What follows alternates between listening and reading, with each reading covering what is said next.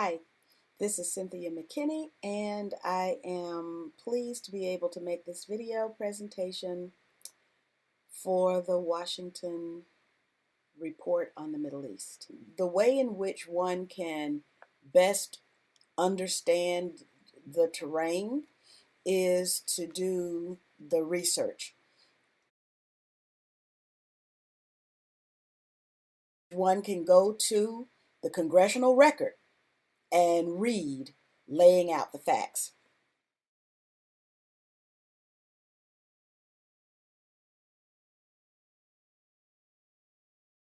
Earl Hilliard was a member of Congress who served along with me. He was from Alabama, I was from Georgia.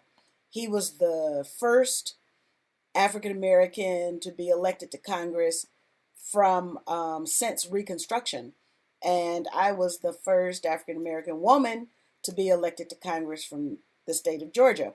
So Earl and I together went to Washington, D.C., and, and we both served on the International Relations Committee, and we both ended up being targeted by the pro-Israel lobby merely because we attempted to do our job and represent our constituents and represent the good people of the United States.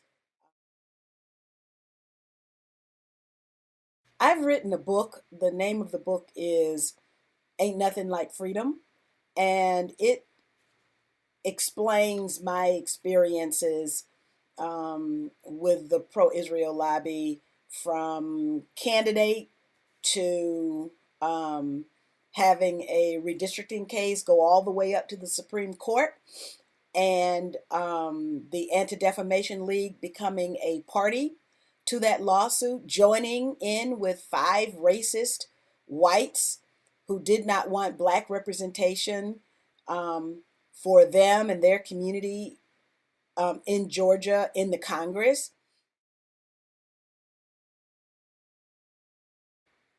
The next part of the comments that I'd like to make are around this issue of being caught in the eye of the storm.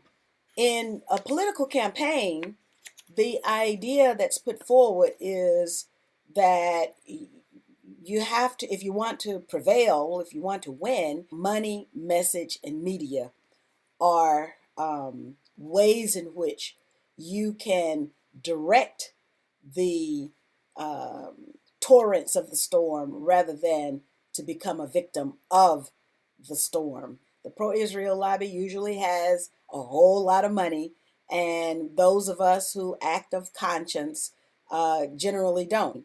You don't have to equal the dollars in the bank. What you do have to do is have enough money in order to do the things that are necessary in order to have a successful campaign. Enough does not necessarily mean the same as or equal to. I ended up being extremely embarrassed for no fault of my own, and then only to be told when I challenged Andy and said, "What happened? Why did you do this?" Then Andy said that he just didn't want to make them upset. Him not making them upset meant that I became expendable to him, and I was his friend. My very first chief of staff was his daughter, and that was the way I was treated because he didn't want to make them upset. Another item that I just jotted down in my notes was the need for critical discernment, knowing who's who in the zoo. We need to read the media of the other side. So I make sure that I read Haaretz, I read Forward, I read the Jewish Telegraphic Agency. Knowing who's who in the zoo will also lead you to my next topic, which is the 99% Club. We have members of Congress who are wonderful on 99% of the issues, 99% of the votes. But it's the one issue when it comes to Israel and the United States' relationship with Israel and holding Israel accountable for breaches of international law, breaches of U.S. law, and our just sense of human rights and dignity. They're not good on those issues. We have lots of members of Congress who are in the 99% club.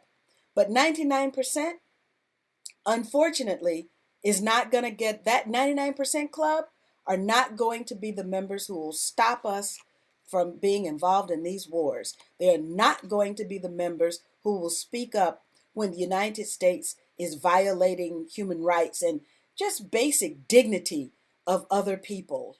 The last item that I want to discuss is, why is this important? It's important, one, because there's a group of us, we care about the dignity of the earth. We care about human dignity. We care about liberty. And we also know that you cannot support those warmongers, those who are ready to kill in an instant, those who hold cabinet meetings and decide that they're going to assassinate people, those who are willing to support a president who, by an executive order, by writing an executive order, will condemn to death an individual, or those who will not stand in the way of the machine, the war machine, when it decides that an entire country has to be destroyed. We have to know who's who in the zoo. And 99%, that 99% club isn't good enough. It hasn't been good enough for the people of Palestine. It hasn't been good enough for the people of Libya. It hasn't been good enough for the people of Syria. It won't be good enough for the people of Ukraine. That 99% club is a club that at the end of the day is at the cutting edge of everything that we are against. And so therefore, it's time for us to decide that we are going to win. It's time that we become the candidates who will say no to this awful agenda that dehumanizes, oppresses, and represses. I hope that you've received my message and that you understand that we have to utilize the tools that are there before us, the writings of others, the floor statements like Gus Savage's laying out the facts. That we have to understand who is our friend and who is in opposition to us. And sometimes our friends come from places where we least expect it. And those who are opposed to us come from places where we least expect it. We have to understand that we have to remain open, our senses attuned to something new, to this new paradigm that has been thrust upon us. But if we want peace and not war, if we want dignity and not repression and oppression, if we want love and not division and hate, then we're going to have to adjust to this new political paradigm and find friends in places that we didn't find them before.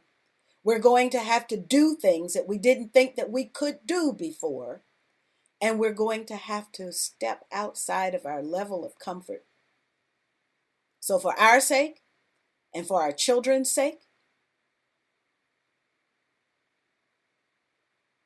let's do what we have to do to become winners. Thank you.